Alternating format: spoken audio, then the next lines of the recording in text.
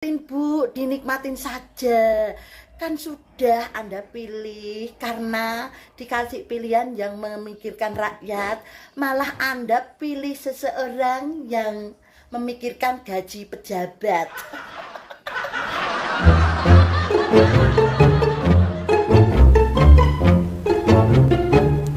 Hai, ketemu lagi di Ngos-Ngosan, ngopini santai bareng Mbak Yus. Menjelang berakhirnya pemerintahan Jokowi kembali terjadi sebuah anomali. Usai Pilpres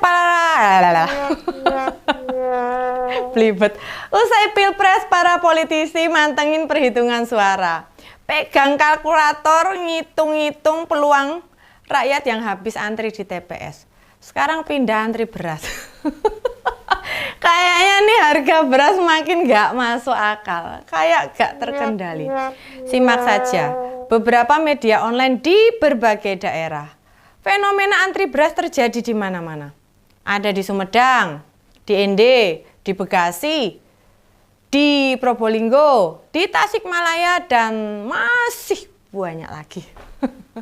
Di saat rakyat banyak teriak-teriak begini, Presiden mengatakan penyebabnya bukan karena berasnya dibagi-bagi buat bansos, melainkan akibat cuaca. Istilah kerennya perubahan iklim. Makanya banyak yang gagal panen. Dengan kebutuhan konsumsi tetap, tapi pasokan kurang, ya jebollah harga beras. Nih ya Bu, nih menurut Mbak Yus, sejak 2016 sampai tahun kemarin, kenapa harga beras atau stok gak pernah kurang ya?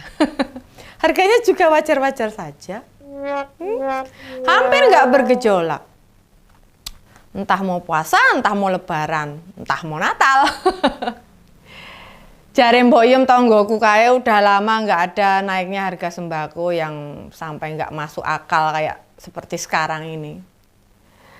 Yang Mbok Yum ingat itu pas zaman Pak BY. Ngene iki biasa.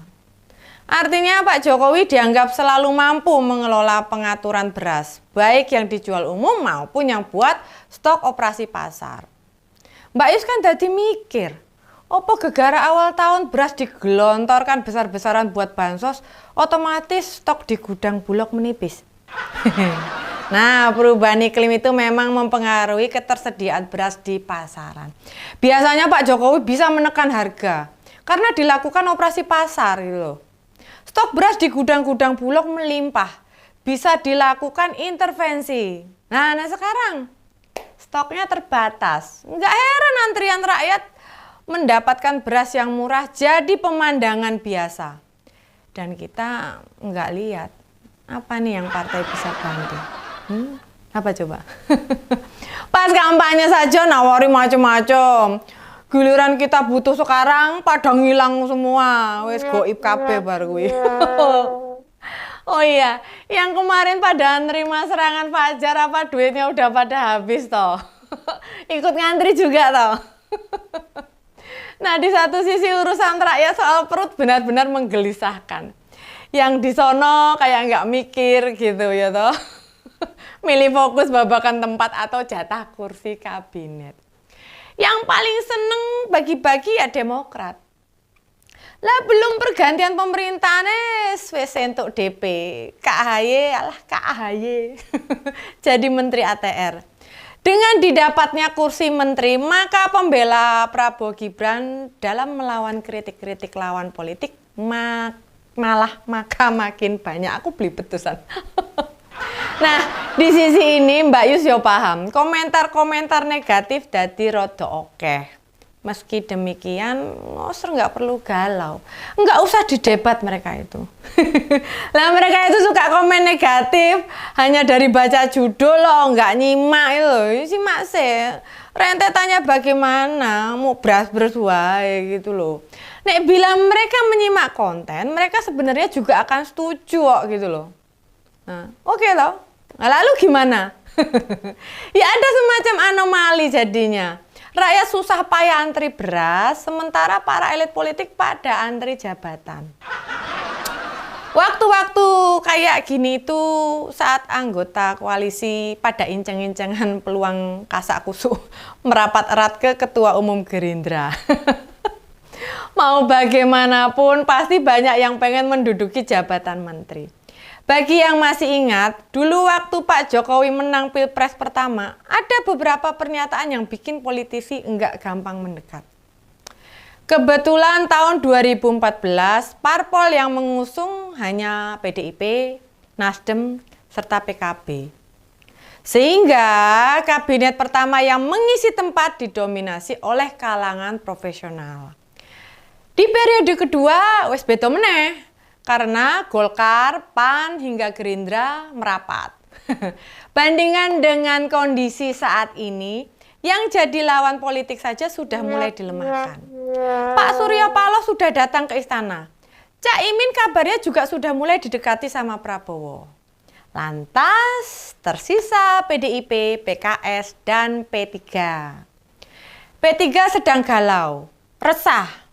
Soalnya perhitungan suara partai, jika kita memantau dari real quick count KPU, masih kayak celana kolor nempel di tubuh orang kurus kering. Melorot, melotrok, dinaikin, melorot, dinaikin, gitu lagi. Ya gitu terus. Dia sendiri pusing gitu loh, bisa masuk lagi ke Senayan apa enggak. Sama kubu lawan ya dibiarkan saja loh. Bila hanya ada PDIP dan PKS, suara oposisi tidak akan banyak pengaruh di pemerintahan. Apa semua ini kemudian membuat kita pasrah? Kita bakal terbiasa menghadapi sendiri. Ya toh? Sembako pasti sering bergejolak dan rakyat teriak tidak akan didengar oleh penguasa. Pahitnya kekalahan Pak Ganjar Profesor Mahfud memang mesti dihadapi. Hanya yang merasakan pahitnya harga beras mahal bukan hanya kita gitu loh. Memang ngoser, kita tuh yang antri beli beras murah enggak ada pendukung Pak Prabowo. Ya enggak lah, ada pasti dari mereka. Ya pendukungnya Pak Ganjar, pendukung Prabowo, ya pendukungnya Pak Anies, ya semua pasti ikut ngantri gitu loh. Bedanya yang bukan pendukung antri beli beras ya resiko. Tapi yang pendukungnya pasti ngomel, kayak ngono kuwi. Andrit udah dipilih dan menang, nasibnya kayak pendukung capres yang lain. Bedanya cuma dia dapat amplop, kita kan nggak dapat amplop, ya tau ngoser. Kita dapatnya kebanggaan dan harga diri, bener nggak? Emang lah. Lihat tuh AHY yang baru beberapa hari kerja sebagai menteri. Bila ada yang meledek, lu 9 tahun nyinyirin Jokowi, 8 bulan terakhir gabung. Tidakkah itu menghapus segala perjuangan yang sudah berdarah-darah? Mau bagaimanapun kondisi kabinet setelah Pilpres ya nggak kondusif. Di situ masih ada beberapa menteri dari PDIP dan ada dari partai pendukung Prabowo. Malah Prabowo masih di kabinet gitu loh. Bagaimanapun situasi tidak pernah bisa seperti dulu. Profesor Mahfud sendiri pernah cerita, suasana menjelang sidang kabinet wes bedo. Dulu menteri beda partai bisa bercanda, ketawa-ketawa, ledek-ledekan. Sekarang pada asik dengan gadgetnya masing-masing atau baca-baca dokumen, berpikir atau mainan ballpoint. Ini menandakan sudah tidak kondusif. Situasi pemerintah sampai Oktober sumeng-sumeng ini dan kayak tidak dikendalikan. Para elit sedang berlomba-lomba mendekati Prabowo. Jokowi dalam 2 bulan ke depan baru merasa dia sudah perlahan-lahan tidak lagi dianggap memiliki kekuasaan.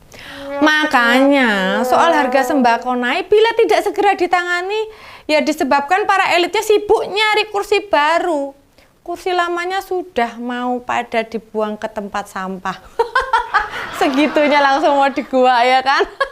Tapi tidak gitu dengan Mbak Yus. Oke, segitu ngos-ngosan ngopini santai bareng Mbak Yus hari ini. Kita ketemu lagi di ngos-ngosan selanjutnya.